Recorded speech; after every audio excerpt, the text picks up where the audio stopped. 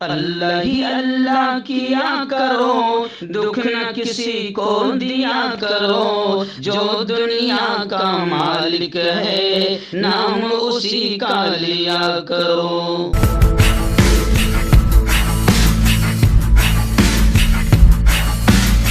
तकमीली तलबीना ताकत, सेहत और शिफा के लिए सुन्नत और तिब्बे नबवी का बेहतरीन नुस्खा। अभी ऑर्डर करें, कम पैसे में हमारे साथ बिजनेस शुरू करें। भारत भर से डिस्ट्रीब्यूटर और होलसेलर बनने के लिए अभी कॉल करें 9579591975। Takmeeli food products private limited, Malegaon, India. जोड़ों की पुरानी से पुरानी लाइलाज तकलीफ जैसे घुटनों का दर्द, पीठ और कमर का दर्द, कंधे, गर्दन और पैरों में दर्द के लिए संधि प्लस देसी शिफा लाए हैं मर्द और औरतों के तमाम गुप्त रोगों का इलाज। पहली खुराक में हैरत अंगेज़ असर देखें। अगर आप हमसे इंडिया और इंडिया से बाहर दवाई हासिल करना चाहते हैं, स्क्रीन पर दिए गए नंबर पर कांटेक्ट करें। Thank you. अस्सलामु अलैकुम वरहमतुल्लाहि वबरकातुहू। नाज़रीन, इस्तक़बाल है, स्वागत है आपका viral news live studio Jalgaon, Maharashtra, India में। मैं आपका मेज़बान मुफ्ती मोहम्मद हारून नदवी। आइए प्यारे मुल्क भारत की बहुत ही ख़ास बड़ी 10 अहम ख़बरों पर नज़र डालते हैं। लेकिन सबसे पहले मैं अपील करूँगा, जो साथी नए हैं और अभी तक इस बेबाक सच्चे चैनल से जुड़े नहीं हैं, अगर आप चाहते हो कि आपको मुल्क भारत की और पूरी दुनिया की सही और सच्ची खबरें देखने और सुनने को मिलें, तो फिर आप इस चैनल से जुड़ जाइए। सब्सक्राइब कर लीजिए हमारे इस चैनल को, बेल आइकॉन घंटी के बटन को भी दबा दीजिए ताकि हमारी हर खबर, हर वीडियो आपको आपके मोबाइल पर मिल सके। और हाँ नाज़रीन, हम हर रोज़ एक अपील करते हैं कि प्लीज़, एक प्राइवेट चैनल है और चैनल चलाने के लिए पूरी एक टीम काम करती है, बड़ा रुपया पैसा खर्च होता है। अगर आप चाहते हो कि ऐसे चैनल जो जुल्म और जालिमों के खिलाफ बेबाक बोल रहे हैं, अगर आप चाहते हो कि ऐसे चैनल मजबूत हों, बाकी रहे, आगे बढ़ें, तो प्लीज़ आप चैनल की फाइनेंशियल हेल्प, माली ताआवुन, माली मदद ज़रूर कीजिए। स्क्रीन पर आप नज़र डालें, हमारे चैनल का बैंक अकाउंट नंबर भी दिया जाता है। और अगर आप ऑनलाइन पैसा भेजकर मदद करना चाहते हैं तो गूगल पे, फ़ोन पे और पेटीएम तीनों का एक ही नंबर है 9923223361। अल्लाह ने जो भी आपको ताकत दी है उस एतबार से आप हर दिन या हफ्ते या महीने में एक बार ही सही 200, 500, 1000 जो आप मदद कर सकते हैं पाबंदी से कीजिए और चैनल को मजबूत कीजिए। नाज़रीन, पूरा रमज़ान बल्कि 1.5 महीना से हमारा जुमेरात को जो लाइव बयान होता है वो बंद था रमज़ान की वजह से, और 1.5 महीना से तकरीबन। लेकिन आइंदा कल, आने वाले कल यानी जुमेरात के दिन रात भारत के वक्त के एतबार से 9:30 बजे रात में इंशाअल्लाह ये बयान लाइव रहेगा इसी चैनल वायरल न्यूज़ लाइव पर। आप हज़ारों की तादाद में इसे देखते हैं, इसलिए हम भी सवाब की नीयत से इतनी मेहनत करते हैं, क्योंकि उसके लिए भी बड़ी मेहनत लगती है लाइव आने के लिए, हर हफ्ते पाबंदी के साथ। तो खैर, आने वाले कल के बयान का अहम उन्वान होगा कि आखिर अल्लाह ने हमें रमज़ान क्यों दिया था, क्या मकसद था रमज़ान का, क्या दे गया हमें रमज़ान, क्या सिखा गया हमें रमज़ान, और हमने क्या पाया और क्या खोया। इस उन्वान पर होगा, पूरी फैमिली के साथ इस बयान को ज़रूर देखें।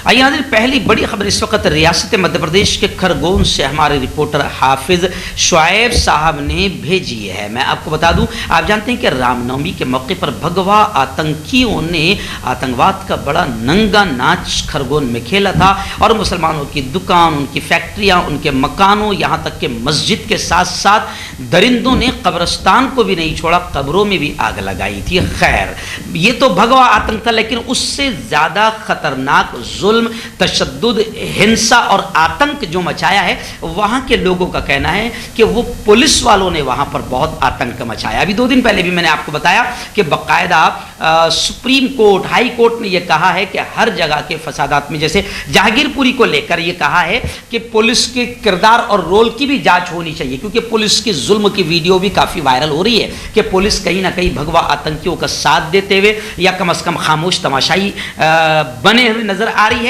तो खरगोन से बड़ी खबर आ रही है कि लगातार हर रोज 200-300 पुलिस वाले मुसलमानों के मोहल्ले में घुसना, हरेसमेंट करना और औरतें अब इतनी परेशान हो गई थी, क्योंकि मर्द तो बेचारे गिरफ्तारी के डर से भागे हुए हैं और मर्द निकले तो गिरफ्तार हो जाएगा। तो गुज़िश्ता कल खरगोन में औरतों ने बहादुरी दिखाई और सैकड़ों हजारों की तादाद में औरतें रोड पर आ गई, पुलिस स्टेशन का घेराव किया और बाकायदा इस बात को खुलकर कहा कि अब हम सबसे ज्यादा परेशान हैं तो वो पुलिस के आतंक, पुलिस की हिंसा और पुलिस के जुल्म और तशद्दुद से परेशान हैं। पुलिस वाले मासूम छोटे छोटे बच्चों को भी उठा रहे, मार रहे और बूढ़ों को भी घुस घुस कर मार रहे। तो गुज़िश्ता कल बाकायदा औरतें रोड पर आ गई और पुलिस के जुल्म और आतंक के खिलाफ आवाज को बुलंद किया। आखिर उन्हें आश्वासन दिलाया गया कि अब ऐसी घटिया और नीच हरकत नहीं की जाएगी। आइए नाज़रीन, दूसरी बड़ी खबर इस वक्त आ रही है श्रीलंका की। हालांकि ये इंटरनेशनल न्यूज़ है,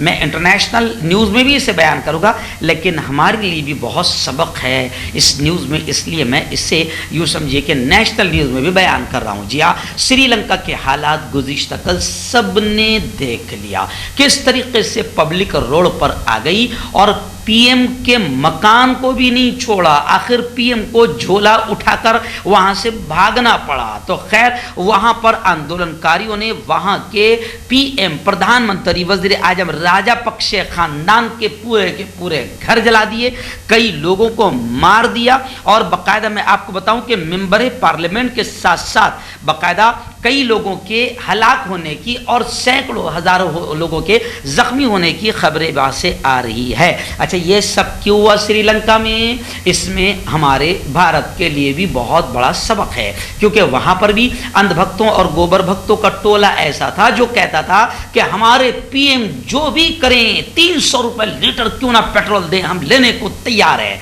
क्योंकि वो हमारे पीएम हैं। तो वहां भी अंधभक्तों का, गोबर भक्तों का टोला था जिसने मुल्क को बर्बाद कर दिया। और जब लोगों को 250 रुपए किलो शक्कर और 300 रुपए किलो चावल मिलने लगे और फिर जीना और खाना मुश्किल हो गया, तो फिर वही पब्लिक जो इस पीएम को बहुत मानती थी, और ये वही पीएम है जो वहां पर बाकायदा धर्म के नाम पर ही लड़वाता था, तो अब वहां की पब्लिक साथ रहती थी। लेकिन जब लुटिया गोल हो गई, मुल्क डूब गया और धर्म का आइनक लगाकर जब मुल्क की तबाही आ गई, उसके बाद अब यही पब्लिक जो बड़ी अंधभक्त और गोबर भक्त थी, तो वहां के पीएम के खिलाफ ऐसे उतरी कि उसका घर भी नहीं छोड़ा और कई लोगों को मार दिया, यहां तक कि पीएम को इस्तीफा देना पड़ा।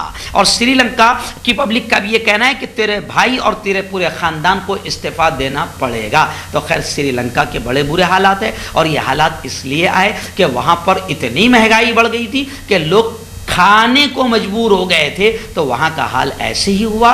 और अब लोग गुज़िश्ता कल से सोशल मीडिया पर कमेंट कर रहे हैं कि भारत भी करीब करीब श्रीलंका के पहुंच चुका है। अगर भारत की गवर्नमेंट अभी भी नहीं सुधरी और भारत के अंधभक्त और गोबर भक्त अभी भी नहीं सुधरे, तो भारत में भी ऐसी ही स्थिति आ सकती है कि लोगों को खाना मुश्किल हो जाएगा, इतनी महंगाई बढ़ जाएगी। तो मैं भारतीय गवर्नमेंट का शुभ चिंतक होने के नाते ये कहूंगा कि श्रीलंका के हालात से कुछ न कुछ सबक जरूर सीखें। आइए नाज़रीन, तीसरी बड़ी खबर आ रही। जी हमारे यहाँ एक बड़ी घटिया और नीच फिल्म आई थी जिसने पूरे मुल्क में रामनवमी के बहाने से दंगे और फसाद करवाए, और सब लोगों का कहना है कि ये उसी घटिया और नीच फिल्म की वजह से हुआ था पूरे मुल्क में। उस फिल्म का नाम था द कश्मीर फाइल्स। जी हाँ, सत्ताधारी पार्टी के लोगों ने उसका प्रचार प्रसार कैसे किया था आपको बताने की जरूरत नहीं। इनको लग रहा था कि इससे 2024 के इलेक्शन में भी फायदा होगा। दी कश्मीर फाइल से हिंदू मुसलमानों में नफरतें बढ़ेंगी, तो नफरतें तो बढ़ी। रामनवमी के मौके पर हिम्मतनगर और गुजरात, खंबात, खरगोन, जहांगीरपुरी, ये सब नफरतों का माहौल कश्मीर फाइल से बन गया और उसका रिजल्ट कितना घटिया आया वो भी दिख गया, मुल्क में कितना नुकसान हुआ वो भी दिख गया। लेकिन इस फिल्म को दुनिया के दूसरे मुल्कों ने जान लिया कि ये फिल्म बड़ी घटिया फिल्म है, इससे नफरतें बढ़ रही है। तो अभी खबर आ रही है कि सिंगापुर जैसे अमन शांति वाले खूबसूरत शहर में इस घटिया फिल्म पर पाबंदी लगा दी गई, और यह कहकर पाबंदी लगाई गई कि इससे मुसलमानों और हिंदुओं में नफरतें बढ़ने का डर है। काश के सिंगापुर वाले जिस चीज को समझ गए, दूसरे मुल्क वाले जिस चीज को समझ गए, काश के मेरे प्यारे मुल्क वाले भी इस चीज को समझ जाएं। और यही नहीं, मैं आपको बता दूं कि इस घटिया फिल्म की द कश्मीर फाइल्स, जिसने नफरतें बढ़ाई और सिंगापुर ने इस पर पाबंदी लगाई, इस घटिया फिल्म की तारीफ करते हुए हमारे प्राइम मिनिस्टर वजीर आजम नरेंद्र मोदी भी नजर आए थे। आइए नाज़रीन, मुल्क में असल मुद्दों से ध्यान हटाने के लिए लगातार अलग अलग गैर ज़रूरी नफरतों वाले मुद्दे उठाए जा रहे हैं। अभी ज्ञान वापी मस्जिद का मुद्दा बाबरी मस्जिद की तरह बनाने की ही तैयारी है कि फिर मथुरा की ईदगाह के सर्वे की भी मांग हो गई और अर्जी दाखिल कर दी गई है। वाराणसी की ज्ञान वापी इहाते की तर्ज पर अब श्री कृष्ण जन्म स्थान ईदगाह का सर्वे कराने के लिए अदालत से दरखास्त की गई है।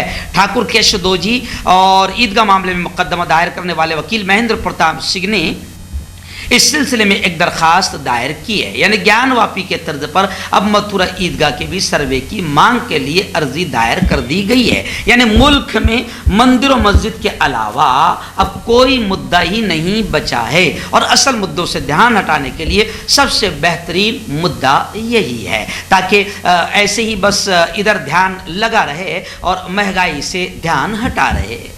नाज़रीन, आप जानते हैं कि रियासत पंजाब के मोहाली में एक रॉकेट हमला हुआ है पुलिस स्टेशन पर। जी हाँ, मोहाली पुलिस स्टेशन पर रॉकेट हमले को लेकर वहाँ के वजीर आला CM मान जी का बयान आया है। पुलिस को हमले की तह तक जाने के उन्होंने आदेश दिए है। वजीर आला भगवंत मान ने पूरे वाक़े की तहकीकात की हिदायत दी है ताकि इसकी तह तक पहुँचा जा सके। वहीं पर आम आदमी पार्टी के लीडर और दिल्ली के CM और कौमी कन्वीनर अरविंद केजरीवाल का बड़ा बयान आया है कि मोहाली हमला एक बुज़दिलाना हरकत है और बुज़दिल लोग पंजाब का अमनो अमान खराब करना चाहते हैं। आप देख रहे हैं कि जहां जहां दूसरों की हुकूमत है, जैसे राजस्थान में किसी और की है, महाराष्ट्र में किसी और की है, अब पंजाब में भी आपकी बन गई है, तो ऐसी जगहों पर बाकायदा अमनो अमान और शांति के माहौल को खराब करने के लिए ऐसी घटिया और नीच हरकतें देखने में आ रही है। इसलिए केजरीवाल ने कहा कि बुज़दिल लोग पंजाब के अमनो अमान को खराब करना चाहते हैं। आइए नाज़रीन, बड़ी खबर आ रही है ज्ञान वापी मस्जिद मामले को लेकर। जी हाँ, आज 11 मई है और 11 मई को आज भी ज्ञान वापी मस्जिद मामले की समाअत होगी। वहीं पर मैं आपको बताऊं कि ज्ञान वापी जो मसला है वो मस्जिद और मंदिर वाला मसला मुल्क में, जैसे श्रीलंका में असल मुद्दों से ध्यान हटाया गया था और आज श्रीलंका तबाह हो गया, ऐसे ही मुल्क में महंगाई, बेरोजगारी, तालीम, शिक्षा, स्वास्थ्य से ध्यान हटाकर गैर ज़रूरी मुद्दों में उलझाया जा रहा है, जिसकी वजह से भारत भी तबाही की तरफ कदम बढ़ा रहा है। अभी खबरें आ रही है कि मुजफ्फरनगर के फसाद के जो मुलजिम है, मेन मुलजिम है बीजेपी का लीडर संगीत सोम, इसका ज्ञान वापी मामले को लेकर एक विवादित और शैतानी बयान आया है और इसने बयान दिया है कि 92 में बाबरी मस्जिद गिराई गई थी। 6 दिसंबर को कुछ मुल्क के आतंकियों ने बाबरी मस्जिद गिराई थी। अब इस आतंकी का कहना है कि 92 में बाबरी मस्जिद और 2022 में ज्ञान वापी की बारी है। जाहिर बात है कि ये बयान ऐसा है कि इसको 1 घंटा भी बाहर नहीं रखना चाहिए, इसको बाकायदा जेल के सलाखों में ठूंस दिया जाना चाहिए ताकि मुल्क में फिर कोई दूसरी बाबरी मस्जिद जैसा मामला पेश ना आए और मुल्क का अमन व अमान खराब ना हो। नाज़रीन, रियासत महाराष्ट्र के शहर नागपुर से बड़ी खबर आ रही है। जी हाँ, नागपुर रेलवे स्टेशन पर जिलेटिन से भरा बैग मिला, जिसके बाद पूरे इलाके में सनसनी फैल गई। धमाका करने के लिए इस्तेमाल किए जाने वाला सर्किट भी बरामद हुआ है। पुलिस अलर्ट हो गई और तफ्तीश जारी है। पुलिस ने बैग के अंदर से 54 जिंदा जिलेटिन की छड़ियां बरामद की है। जिलेटिन कानूनी तौर पर जिलेटिन कानूनी तौर पर इस्तेमाल होता है, ताहम इस मशकूक बरामदगी के बाद अब तफ्तीशी इदारे चौकस हो गए हैं। सनतकार मुकेश अंबानी के घर के बाहर खड़ी स्कॉर्पियो से भी इसी तरह की जिलेटिन की छड़ियां बरामद हुई थी। नाज़रीन, आइए बड़ी खबर फिर आ रही है। जी हाँ, राष्ट्रवादी कांग्रेस पार्टी के सुप्रीमो माननीय शरद जी पवार का बड़ा बयान आया है। उन्होंने कहा है कि शहरियों को हुकूमत के खिलाफ आवाज उठाने का पूरा पूरा हक है। शरद पवार ने अंग्रेजों के गद्दारी वाले कानून को हटाने की वकालत की। जी हाँ, अंग्रेजों के ज़माने में कानून था, अंग्रेजों ने बनाया था, और उन कातिलों जालिमों ने इसलिए बनाया था ताकि उनके खिलाफ कोई जायज़ तरीके से भी आवाज़ ना उठा सके, जमहूरी तरीके से भी कोई आवाज़ ना उठा सके। तो अब अंग्रेज तो चले गए, मगर अंग्रेज़ों का ये जालिम और कातिल कानून अभी तक बाकी रखा गया ताकि हुकूमत इसका फ़ायदा उठाए, और हुकूमत की बदमाशियों के और गलत नीतियों के खिलाफ अगर कोई जमहूरी तरीके से भी आवाज़ उठा रहा है तो हुकूमत उसको गद्दार बोलकर उठा ले। तो अब जनाब इस कानून को हटाया जाए, ऐसा शरद पवार जी ने डिमांड किया है, और उन्होंने कहा है कि शहरियों को हुकूमत की गलत नीतियों के खिलाफ आवाज़ उठाने का पूरा पूरा हक है। और उन्होंने साफ तौर से यह कहा है कि मुल्क से गद्दारी के कानून को अब बदलने की ज़रूरत है, क्योंकि अंग्रेज़ जब चले गए हैं तो उनका नाजायज़ कानून भी ख़त्म होना चाहिए, क्योंकि यह हमारा प्यारा मुल्क है, और हमारे इस प्यारे मुल्क का जमहूर कानून दस्तूर ये कहता है, संविधान ये कहता है कि हमें जुल्म और गलत नीतियों के ख़िलाफ़, हुकूमत के ख़िलाफ़ आवाज़ उठाने की इजाज़त है। तो वो अंग्रेज़ों वाला कानून अंग्रेज़ों के साथ चला जाना चाहिए। नाज़रीन, रियासत उत्तर प्रदेश के इल्मी तहरीक के शहर देवबंद की दो बड़ी खबरें इस वक्त मेरी निगाहों के सामने आ रही है। पहली बड़ी खबर मैं आपको बता दूं कि अजीम इल्मी दीनी दरसगाह दारुल उलूम देवबंद के साबिक़ उस्ताद हदीस और तराने दारुल उलूम देवबंद के तख्लीक़कार हज़रत मौलाना रियासत अली बिजनौरी रहमतुल्लाहि अलैह के छोटे साहिबजादे और जामिया इमाम मोहम्मद अनवर शाह के उस्ताद हदीस मौलाना सादान जामी का भी गुज़िश्ता कल सुबह इंतकाल हो गया। जवानुल उमरी में अचानक उनके इंतकाल से इल्मी हल्कों में गम की लहर दौड़ गई। अहम शख्सियात ने इजहार ताज़ियत पेश किया। वहीं पर देवबंद की दूसरी खबर ये भी आ रही है कि बग़ैर लाइसेंस गोश्त बेचने वालों पर सख्त कार्रवाई होगी। लाइसेंस याफ्ता ताजिरों के साथ एसडीएम देवबंद की मीटिंग हुई और वहां पर उन्होंने ये बात कही। नजर आखिरी बड़ी खबर इस वक्त मेरी निगाहों के सामने आ रही है कि यूएपीए के इल्ज़ाम में जिन लोगों को गिरफ्तार किया गया था तो 5 अफराद उसमें आखिर बरी हो गए। इसमें मशहूर आलिम दीन हज़रत मौलाना अब्दुस्सुबहान भी शामिल है। अदालत ने कहा कि किसी पाकिस्तानी से बात करने से साजिश साबित नहीं होती। एक्चुअल में हमारे यहाँ बदमाशी ये की जा रही है कि अगर किसी ने कोई गुफ्तगू पाकिस्तान वाले से कर लिया या किसी पाकिस्तान वाले का फ़ोन आ गया और इसने अचानक उठा भी लिया, इसको ये भी नहीं मालूम कि ये किसका नंबर है। जी हाँ, अब इसने उठा लिया, सलाम दुआ हो गई, कुछ बातें हो गई, खैर खैरियत हो गई, जो भी हो गया, तो जनाब अब हमारे यहाँ बदमाशी होती है कि उसको भी पाकिस्तान से कॉल आई थी, फिर क्या हुआ होगा, क्या है ताल्लुकात, फिर बदमाशी करके उसको उठा लिया जाता है और उसकी ज़िंदगी से खिलवाड़ कर दिया जाता है। तो ऐसे ही 5 अफराद को जिन्हें उठाया गया था उनको बरी कर दिया गया, जिस पर बाकायदा अदालत ने यह कहा है कि किसी पाकिस्तानी से बात करने से साजिश साबित नहीं होती।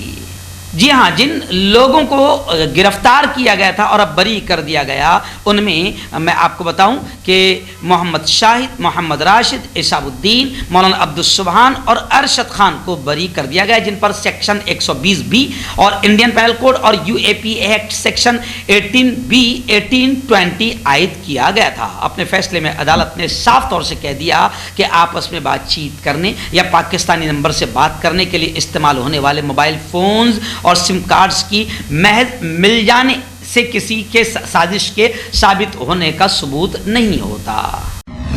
क्यों होता है जोड़ों में दर्द, क्यों रहती है जोड़ों में जकड़न, क्यों हो जाती है जोड़ों में सूजन, क्यों बन जाती है जोड़ों में गांठ, क्यों थम सी जाती है जिंदगी। जोड़ों की पुरानी से पुरानी लाइलाज तकलीफ जैसे घुटनों का दर्द, पीठ और कमर का दर्द, कंधे, गर्दन और पैरों में दर्द के लिए संधि प्लस प्लस एक संजीवनी बूटी की तरह है, या यूं कहे कि एक स्थायी इलाज साबित हो चुका है। लाखों लोग इसे अपना चुके हैं और दर्द पर विजय प्राप्त कर चुके हैं। जब हम नियमित रूप से संधि प्लस प्लस से मालिश करते हैं तो त्वचा इसे तुरंत ऑब्जर्व करके जोड़ों के सूक्ष्मतम अवस्था में पहुंचा देती है, जिससे जोड़ों में ब्लड का सर्कुलेशन बढ़ जाता है और जोड़ों के मांसपेशियों में मजबूती आती है। आंतरिक सूजन समाप्त हो जाती है, जिससे दर्द में आराम तो मिलता ही है, साथ ही साथ जोड़ों में नई शक्ति भी आती है। हमारे ये प्रोडक्ट ना कि किसी बाजार में मिलता है और ना ही मेडिकल शॉप पे, इसलिए इसे पाने के लिए अभी स्क्रीन के नंबरों पे कॉल करें और ऑर्डर करें।